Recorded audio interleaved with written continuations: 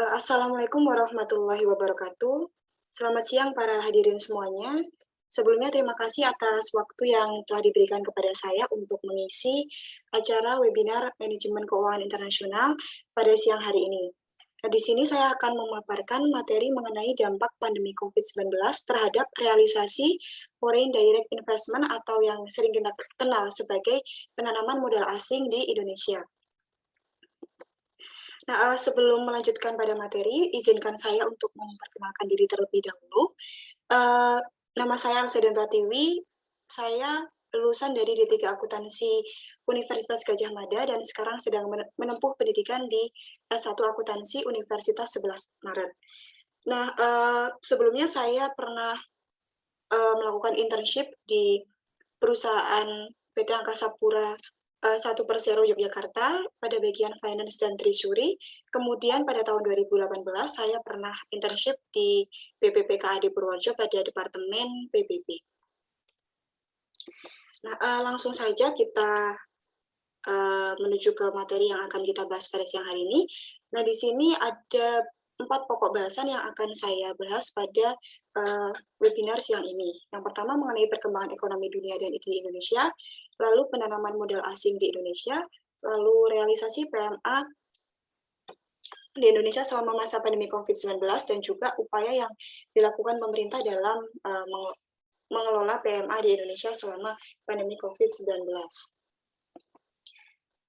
Nah, langsung saja menuju materi pertama, yaitu mengenai perkembangan ekonomi dunia dan Indonesia. Pada tahun 2020 awal atau pada akhir 2019, dunia dilanda kepanikan akibat adanya virus COVID yang menyebar sangat cepat. Dan pertama kali virus ini itu terdeteksi di negara Tiongkok pada akhir 2019 yang menjangkiti puluhan orang.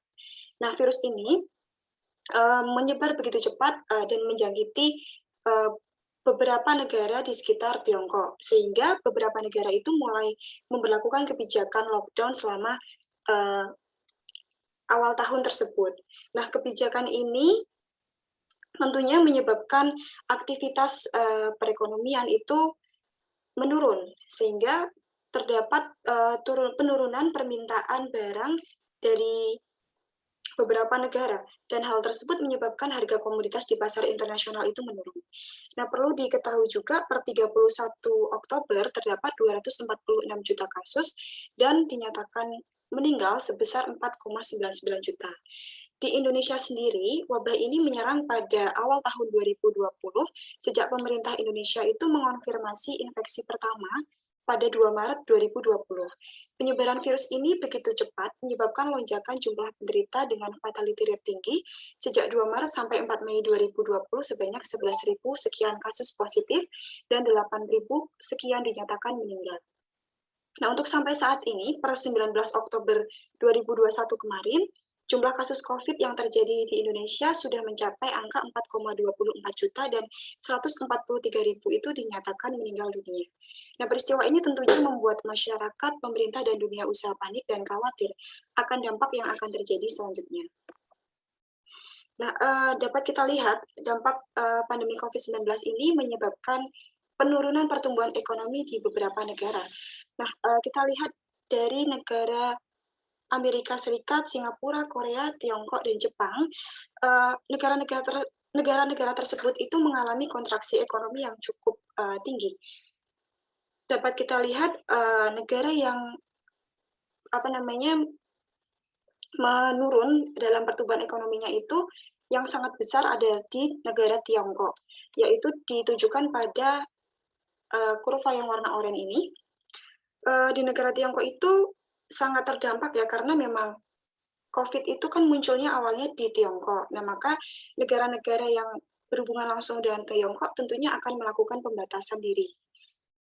Nah, kemudian di Amerika Serikat juga mengalami penurunan ekonomi, walaupun Amerika Serikat masih dalam keadaan yang positif daripada di negara-negara seperti Tiongkok, Jepang, Korea, Singapura. Nah, selanjutnya untuk di negara Indonesia sendiri juga mengalami penurunan. Dan penurunan ini hampir seluruh sektor di Indonesia itu melambat. Tentunya disebabkan oleh penurunan permintaan global dan domestik serta diiringi dengan melemahnya harga komoditas internasional. Nah, selanjutnya kita melihat pertumbuhan ekonomi pada triwulan 1 pada 2001 sejak adanya vaksinasi COVID-19. Nah, dapat dilihat bahwa perekonomian global dan juga perekonomian Indonesia ini kembali menunjukkan pemulihan dengan pertumbuhan yang positif di beberapa negara seperti Amerika Serikat, Tiongkok, Jepang, Korea, dan Singapura. Nah, pemulihan tersebut tentunya didukung oleh program vaksinasi yang terus berjalan di berbagai negara. Nah, walaupun dengan adanya akselerasi vaksinasi, dunia tetap harus berhati-hati ya, karena mutasi virus COVID itu kan kita tidak tahu dan bisa menyebabkan gelombang ketiga. Nah, selanjutnya kita tahu di Amerika Serikat karena dia negara yang cukup besar, pada saat periode adanya vaksinasi COVID, pemulihan konsumsi masyarakat pun sudah mulai meningkat sehingga perekonomian di Amerika Serikat pun dapat mempengaruhi di Indonesia juga. Nah, kita beralih ke perekonomian di Indonesia. Di sini pada triwulan 1 2001 terkontraksi 0,74% yang telah membaik dibandingkan pada triwulan sebelumnya. Nah, tentunya perbaikan ini ditopang oleh peningkatan kinerja sektor eksternal sejalan dengan pemulihan ekonomi di negara mitra dagang, yaitu Amerika Serikat dan juga Tiongkok.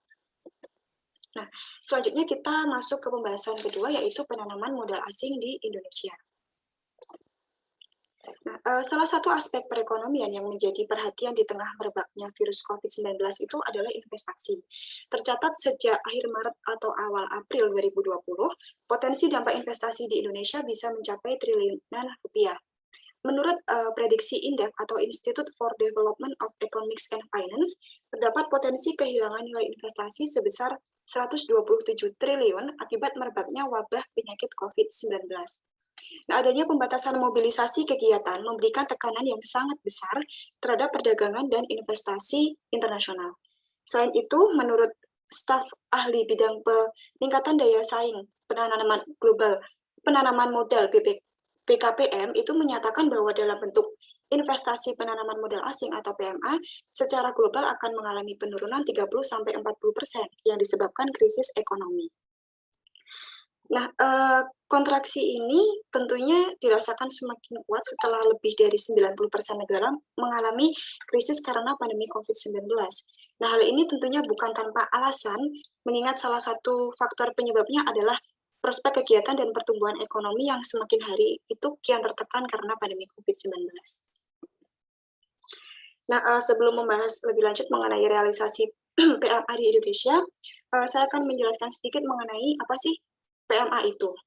Jadi PMA atau kepanjangan dari penanaman modal asing, menurut UU nomor 25 tahun 2007 adalah suatu kegiatan menanam modal untuk melakukan usaha di wilayah negara Republik Indonesia yang dilakukan oleh penanam modal asing, baik yang menggunakan modal asing sepenuhnya maupun yang berpatungan dengan penanam modal dalam negeri.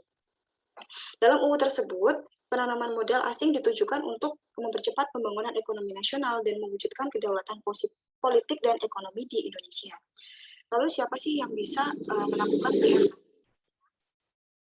Jadi penanam modal asing ini wajib dalam bentuk perseroan terbatas berdasarkan hukum Indonesia dan berkedudukan di dalam wilayah Republik Indonesia, kecuali ditentukan lain oleh undang-undang. Nah, penanaman modal dalam negeri dan asing yang melakukan penanaman modal dalam bentuk perseroan terbatas itu dilakukan dengan yang pertama, mengambil bagian saham pada saat pendirian perseroan terbatas, yang kedua membeli saham, dan yang ketiga melakukan cara lain sesuai dengan ketentuan perundang-undangan. Ya, selanjutnya mengenai tujuan dan manfaat dari PMA. Nah, untuk tujuan dari sebuah perusahaan asing melakukan PMA ada bermacam-macam. Yang pertama yaitu mencari sumber daya. Hal ini disebabkan karena perusahaan itu selalu mencari sumber daya yang paling murah untuk memproduksi barang atau jasanya. Yang kedua, perusahaan itu akan mencari pasar. Jadi PMA itu akan memungkinkan sebuah perusahaan untuk dapat menjual produknya di lintas negara, lintas regional, bahkan sampai lintas benua. Selanjutnya yaitu mencari aset strategis. Setiap perusahaan itu yang memiliki aset strategis tentunya akan memiliki daya saing yang lebih tinggi dibandingkan para pesaingnya. Hal ini menyebabkan perusahaan-perusahaan multinasional berlomba-lomba untuk menguasai aset strategis melalui PMA-nya. Selanjutnya yang terakhir adalah mencari keamanan politis.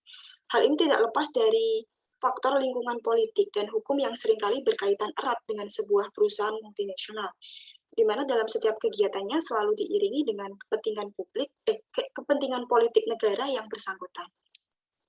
Selanjutnya untuk manfaat PMA-nya, yang pertama, salah satu PMA itu adalah masuknya modal baru untuk membantu mendanai berbagai sektor yang kekurangan dana. Misalnya, PMA ini menjadi salah satu cara untuk melakukan perluasan usaha, di mana salah satu manfaatnya adalah sebagai alat pembangunan bagi perekonomian di suatu negara. Lalu yang kedua, membuka lapangan pekerjaan dan transfer teknologi.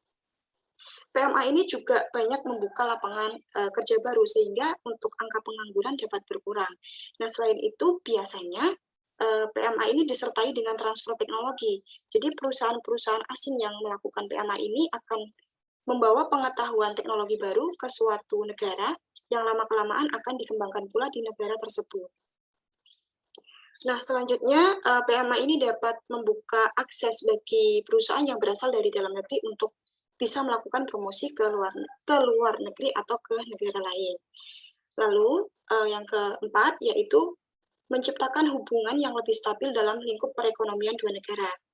Karena PMA ini merupakan kunci integrasi ekonomi secara internasional, sehingga karenanya adanya modal asing akan menciptakan suatu hubungan yang lebih stabil serta bertahan dalam jangka panjang antara dua negara terkait masalah perekonomiannya. Lalu yang terakhir adalah manfaat yang paling nyata, karena dengan masuknya PMA akan meningkatkan pendapatan negara melalui pajak. Nah, selanjutnya, hal-hal apa saja sih yang perlu diperhatikan dalam pendirian PT PMA?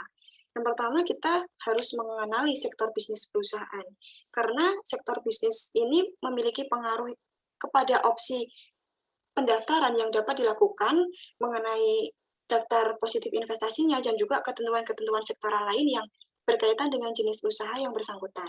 Lalu yang kedua, mengenai ketentuan daftar positif investasi. Daftar positif investasi ini dapat diklasifikasikan menjadi 3, yaitu ada bidang usaha prioritas, yang merupakan bidang yang memenuhi kriteria program atau proyek strategis nasional, padat karya, teknologi tinggi, industri pionir, orientasi ekspor, dan orientasi dalam kegiatan penelitian, pengembangan, dan inovasi. Untuk bidang usaha yang kedua adalah bidang usaha yang dialokasikan atau kemitraan dengan koperasi dengan UMKM, yaitu kegiatan usaha yang tidak menggunakan teknologi atau yang menggunakan teknologi sederhana, serta kegiatan usaha yang bersifat padat karya dan memiliki warisan budaya. Lalu yang ketiga, bidang usaha dengan persyaratan tertentu, yang merupakan bidang usaha yang dapat dimasuki oleh semua penanam modal, baik asing hingga koperasi dan UMKM. Selanjutnya, perlu diperhatikan juga terkait dengan pendirian PT berdasarkan hukum Indonesia. Jadi, harus berwilayah di Republik Indonesia kecuali ditentukan lain oleh undang-undang. Selanjutnya, diperhatikan mengenai kejelasan kewarganegaraan pendiri, kemudian terkait struktur organisasinya. Nah, dalam ini diatur dalam UU Perseroan Terbatas bahwa struktur organisasi suatu perseroan itu minimal terdapat seorang direksi, seorang komisaris, dan juga 2 pemegang saham. Selanjutnya, tidak boleh memberikan keterangan atau data palsu, dan juga tidak boleh membuat perjanjian kepemilikan saham untuk dan atas nama orang lain, yang telah diatur pada pasal 6 ayat 6 Perkab BKPM 6/2018. Ya, selanjutnya kita menuju pembahasan yang ketiga, yaitu realisasi penanaman modal asing di Indonesia selama masa pandemi COVID-19. Nah, salah satu faktor penentu berhasil tidaknya pembangunan ekonomi di suatu negara adalah investasi, karena pada dasarnya investasi itu bertujuan untuk menambah sumber pembiayaan untuk meningkatkan pertumbuhan ekonomi di suatu negara. Nah, apalagi dalam situasi pandemi COVID-19 ini, investasi itu sangat berperan dalam pemulihan dan pertumbuhan perekonomian Indonesia. Nah, di sini menunjukkan gambar realisasi PMA tahun 2019. Nah, dapat dilihat bahwa secara total terjadi peningkatan investasi yang cukup signifikan yang didominasi oleh investasi PMA atau penanaman modal asing. Untuk total realisasi PMA tahun 2019 ini mencapai 423,1 triliun, sedangkan untuk total realisasi PMDN ini sebesar 386,5 triliun. Nah, untuk tahun 2019 ini, sektor terbesar untuk PMA ini didominasi oleh sektor industri logam dasar, barang logam, bukan mesin, dan peralatannya.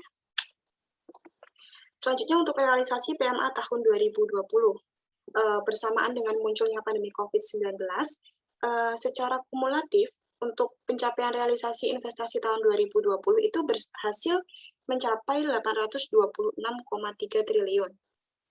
Yang mana untuk tahun ini investasi itu didominasi oleh penanaman modal dalam negeri.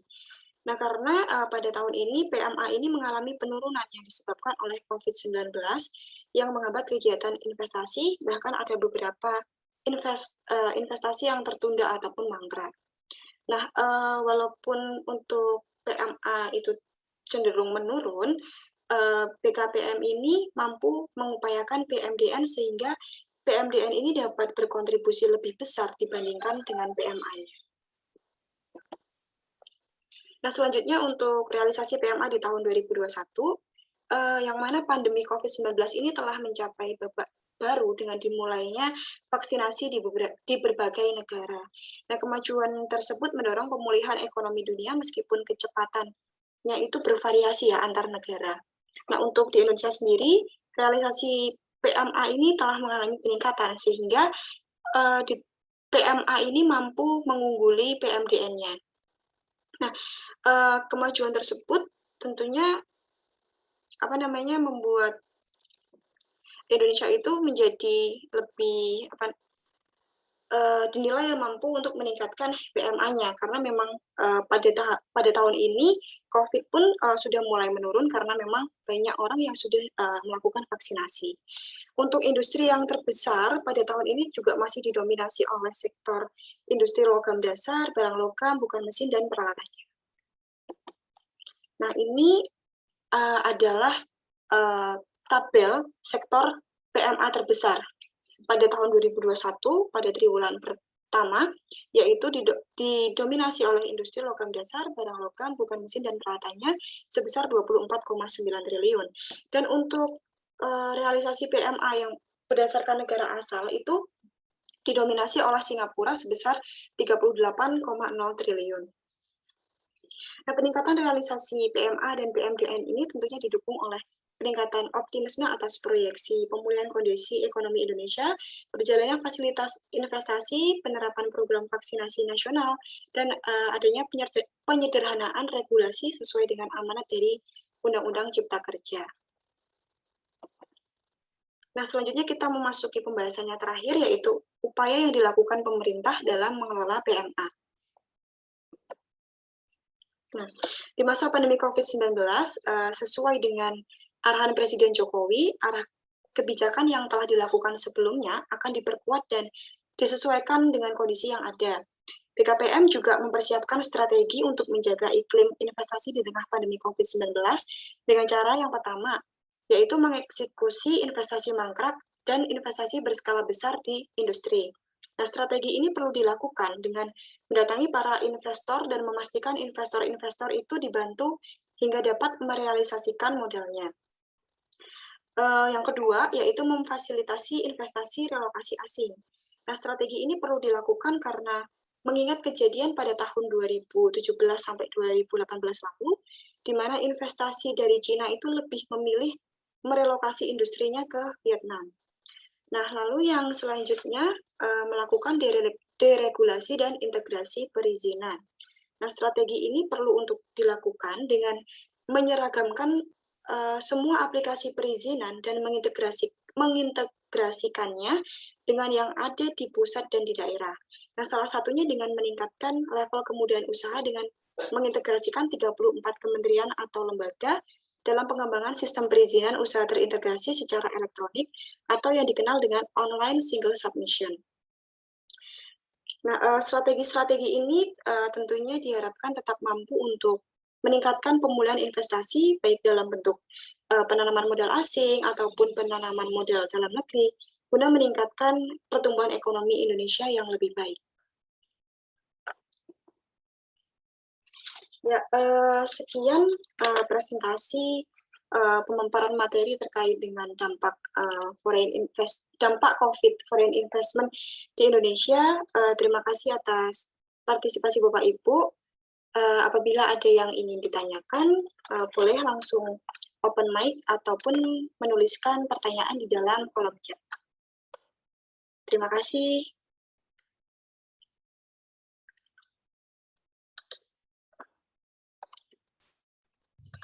Izin bertanya, Mbak.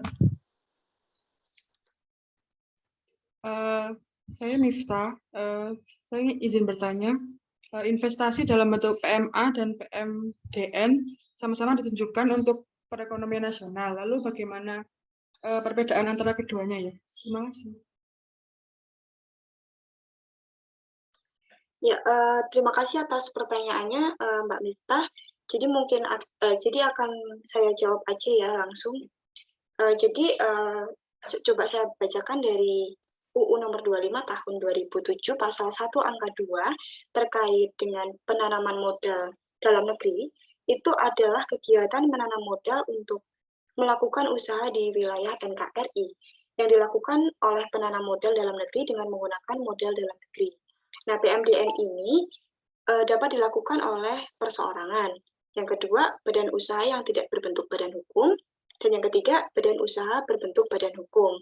Nah, sedangkan yang dimaksud dengan penanaman modal asing itu seperti yang sudah tadi saya singgung tadi, yaitu kegiatan menanam modal untuk melakukan usaha di wilayah negara Republik Indonesia yang dilakukan oleh penanam modal asing, baik yang menggunakan modal asing sepenuhnya maupun yang berpatungan dengan penanam modal dalam negeri. Nah, khusus bagi PMA ini, kegiatan usahanya dapat dilakukan oleh perseroan terbatas yang berkedudukan di Indonesia. Nah, kalau dari sisi subjeknya, subjek penanam modal, tentunya untuk penanam modal dalam negeri itu adalah warga negara Indonesia, badan usaha Indonesia, dan negara Republik Indonesia ataupun daerah yang melakukan penanam modal di wilayah Republik Indonesia. Nah, sedangkan kalau untuk PMA itu subjeknya adalah warga negara asing, badan usaha asing, dan atau pemerintah asing yang melakukan penanaman modal di wilayah negara Republik Indonesia. Kalau dilihat dari sisi kewajiban ketenagakerjaan dan alih teknologinya, itu pada dasarnya setiap perusahaan itu kan dapat menjadi tempat pembelajaran ya bagi karyawannya untuk meningkatkan kemampuan dari yang bersangkutan. Nah, peningkatan kemampuan tersebut nanti akan berguna bagi diri karyawan dan perusahaan itu sendiri. Hanya saja terdapat kewajiban khusus bagi PMA ataupun penanaman modal asing. Jadi untuk PMA ini diwajibkan untuk memprioritaskan mempekerjakan tenaga kerja Indonesia terlebih dahulu. Nah, PMA juga wajib untuk meningkatkan kompetensi tenaga kerja warga negara Indonesia melalui pelatihan kerja. Nah, bahkan apabila perusahaan mempekerjakan tenaga kerja asing, perusahaan itu wajib melatih dan melakukan alih teknologi kepada tenaga kerja warga negara Indonesia. Nah, kurang lebih seperti itu untuk jawaban atas pertanyaan dari Mbak Mirta. Nah, apabila ada pertanyaan lagi, silakan untuk para hadirin melakukan open mic ataupun dapat menuliskan di chat room.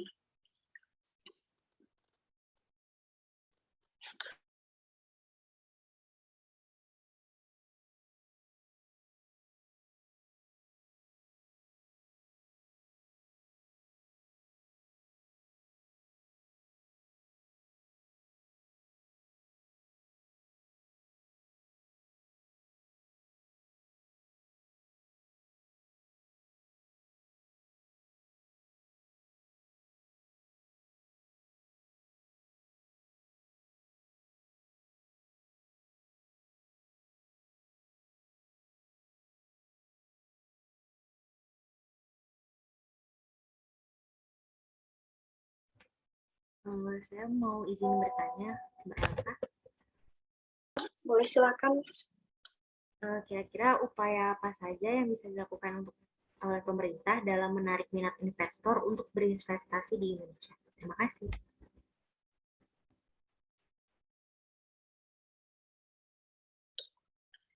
Jadi untuk upaya-upayanya yang dilakukan pemerintah untuk menarik investor di Indonesia, yaitu dari pemerintah sendiri menyediakan sejumlah insentif fiskal yang meliputi tax allowance, tax holiday, atau pengurangan pajak penghasilan, badan, dan fasilitas pengurangan penghasilan itu dalam rangka penanaman modal, serta pengurangan penghasilan bruto. Nah, kemudian ada pula insentif pembebasan bea masuk atas impor mesin serta barang dan bahan untuk pembangunan atau pengembangan industri. Nah, tidak hanya itu, ada pula insentif non-fiskal yang meliputi kemudian perizinan berusaha, penyediaan infrastruktur pendukung, jaminan ketersediaan energi, jaminan ketersediaan bahan baku, keimigrasian, ketenagakerjaan, dan juga berbagai kemudahan lainnya. Kurang lebih seperti itu, Mbak Zahruni dari saya. Terima kasih atas penjelasannya, Mbak Elsa.